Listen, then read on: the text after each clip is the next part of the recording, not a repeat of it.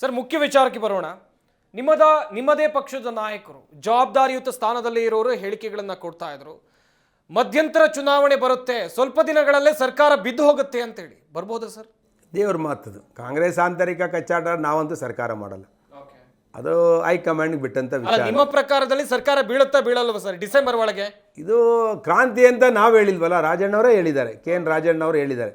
ಕ್ರಾಂತಿ ಹಾಗೆ ಆಗುತ್ತಿದ್ದು, ಇದು ಅಷ್ಟು ಸುಲಭ ಇಲ್ಲ. ಇದು ಸಿದ್ದರಾಮಯ್ಯನವರು ಅಷ್ಟು ಸುಲಭವಾಗಿ ಬಿಟ್ಕೊಡೋಂಥ ವ್ಯಕ್ತಿ ಅಲ್ಲ ರಾಜಕೀಯದಲ್ಲಿ, ನನಗೆ ಗೊತ್ತಿದೆ.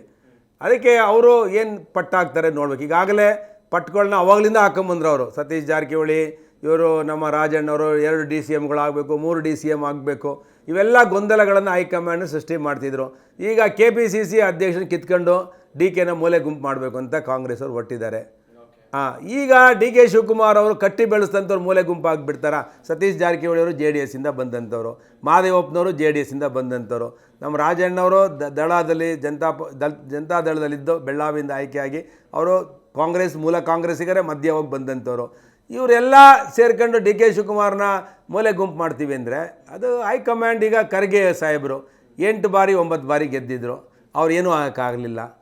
ನೀವು ಹರಿಪ್ರಸಾದ್ ಅವರು ಸೀನಿಯರು, ದೇಶಪಾಂಡೆಯವರು 9 ಬಾರಿ ಏನೋ ಗೆದ್ದಿದ್ದಾರೆ. ಜಯಚಂದ್ರ ಸೀನಿಯರ್ ಮೋಸ್ಟ್ ಮ್ಯಾನ್, ಅವ್ರಿಗೇನು ಅಧಿಕಾರ ಇಲ್ಲ. ಪರಮೇಶ್ವರ್ ಅವರು 8 ವರ್ಷ KPCC ಅಧ್ಯಕ್ಷರಾಗಿದ್ದವರು.